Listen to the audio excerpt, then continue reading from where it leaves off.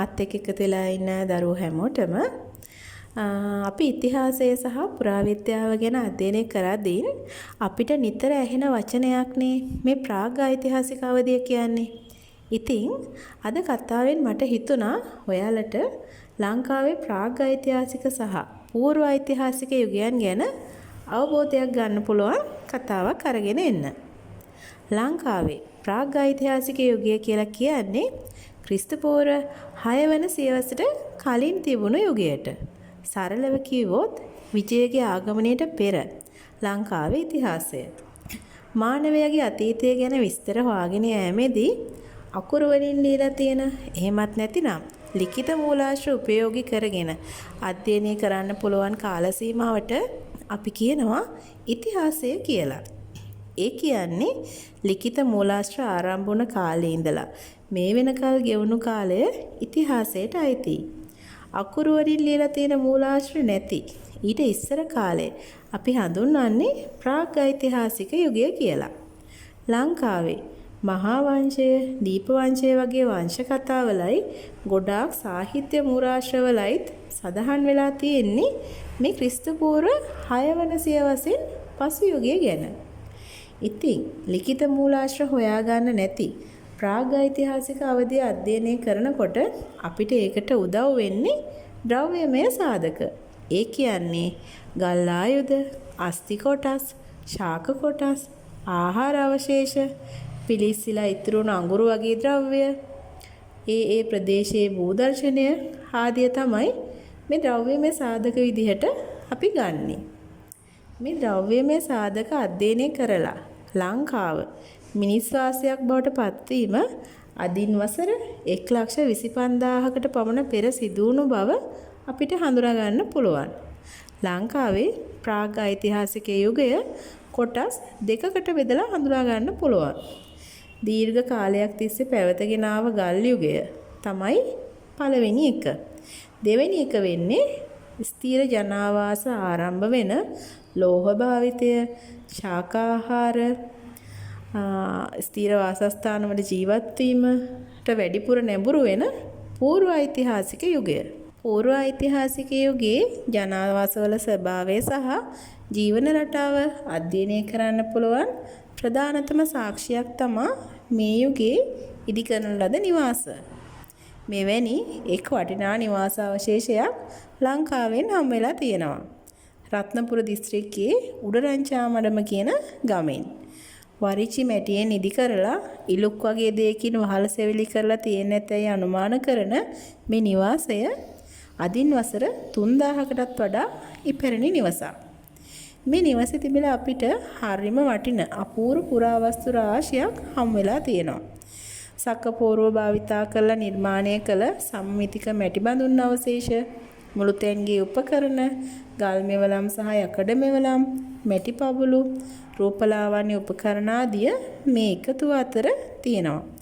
මෙහිදී හමු වුණ මැටි බඳුන් අතර පින්තාරු කරන ලද මැටි බඳුන් තිබෙන එකෙන් අපිට පැහැදිලි වෙනවා ඔවුන්ගේ කලාව සහ තාක්ෂණය පිළිබඳව තිබුණු නැඹුරුව. ඒ වගේම මේ නිවසෙන් හමු වූ කාන්තා රූපලාවන්‍ය උපකරණ අතර ඇස් අඳුන් ගැල්වීමට යොදා ගන්නා අංජන කූරක් සහ වර්ණ සකසා ගැනීමට යොදා ගන්නා ගුරුගල්ද හමු වීමෙන් අපේ රටේ ඒ තරම් ඇතීතයේ සිටිය කාන්තාවන් තමන්ගේ රූපාලංකාරය ගැන උනන්දු වෙලා තියෙනවා කියන එක අපිට හඳුනා ගන්න පුළුවන්. ඒත් එක්කම එයාලා නිර්මාණය කරලා සාදාගත්ත ලස්සන ආභරණක් පළඳලා තියෙනවා.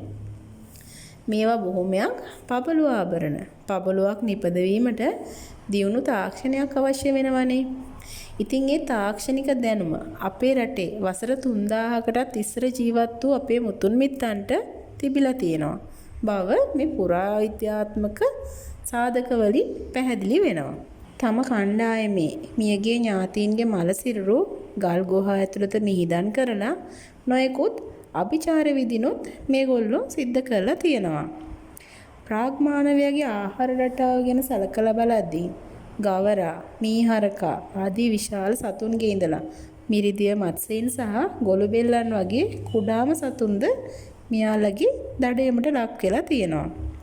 ශාකාහාර විදිහට ගත්තොත් වල් දෙල්, කැලෑ කෙසෙල්, කටුවල ගෝනල වගේ අල වර්ග පුළුස්සා ආහාරයට ගත්ත බවට සාක්ෂි තියෙනවා. මෙරට ගල් යුගයේ තාක්ෂණය ගැන අධ්‍යයනය කිරීමේදී ජ්‍යාමිතික ශුද්‍ර ශිලා මෙවලම් කියලා හඳුන්වන ජ්‍යාමිතික හැඩතල සහිත ගල් මෙවලම් විශේෂ වෙනවා. ඊට අමතරව ඇඹරුම් ගල්, කළු ගල් භාවිතා කරලා හදාගත්ත මිටි වගේ ඒවා මේගොල්ලෝ නිපදවලා තියෙනවා. මේ විදිහට වසර 1,25,000ක ඉඳලා ක්‍රිස්තු පූර්ව 3,000 පමණ වෙනකල් අඛණ්ඩව වර්ධනය වෙමින් පැවතගෙන ආව ගල් යුගය ඊට පසු කාලය පූර්ව ඓතිහාසික යුගය කියලා අපි හඳුන්වනවා. මේ කාලේ අපිට ගල් යුගයට වඩා දියුණු සමාජ සංස්කෘතික ලක්ෂණ සහිත වටපිටාවක් හඳුනා ගන්න පුළුවන්.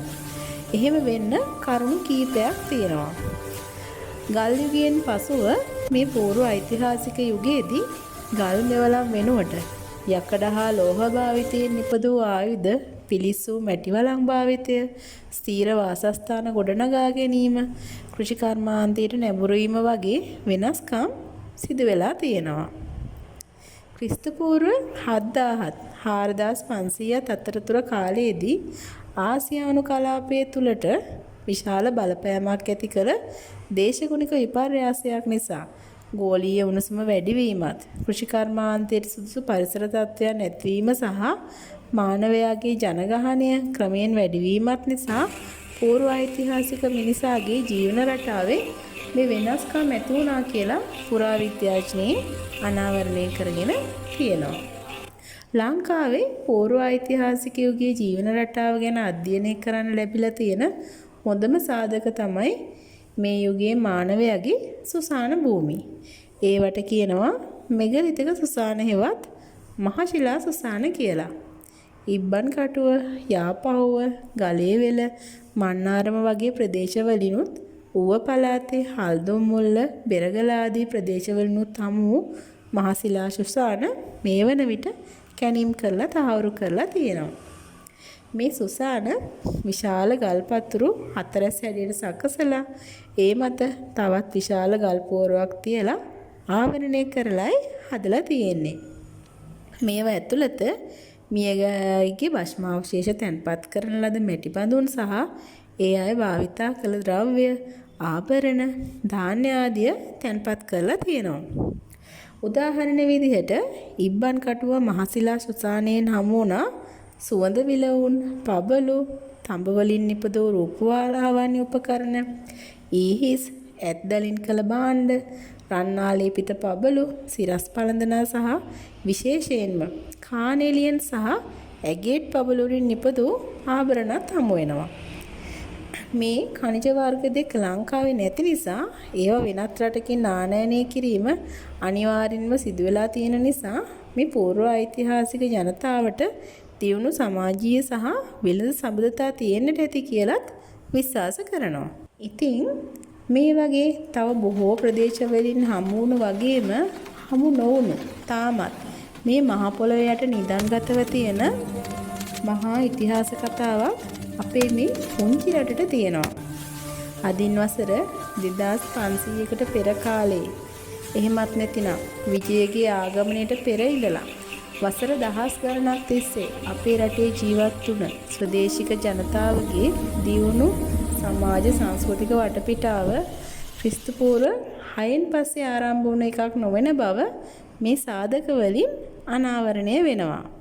ඉතින් මේ අපේ අසිරිමත් සුදේශික මුතුන් මිත්තන් ගැන තොරතුරු අපිට අනාගතයේදීත් තව තවත් දැනගන්න ලැබේවි. ඉතින් දරුවනේ වසර 1,25,000ක ඉඳලා ක්‍රිස්තු පූර්ව 6 වන සියවස දක්වා ලංකාවේ ඉතිහාස කතාව තමයි අද මම මේ අරගෙන ආවේ. මේක මම යුග දෙකකට බෙදලා කියලා දුන්නා. එකක් ප්‍රාග් ඓතිහාසික යුගය සහ අනිත් එක පූර්ව ඓතිහාසික යුගය. ඉතින් මං හිතනවා දුවල පුතාලා මේකෙන් දැනුමත් අවබෝධයක් ලබා ගන්න ඇති කියලා.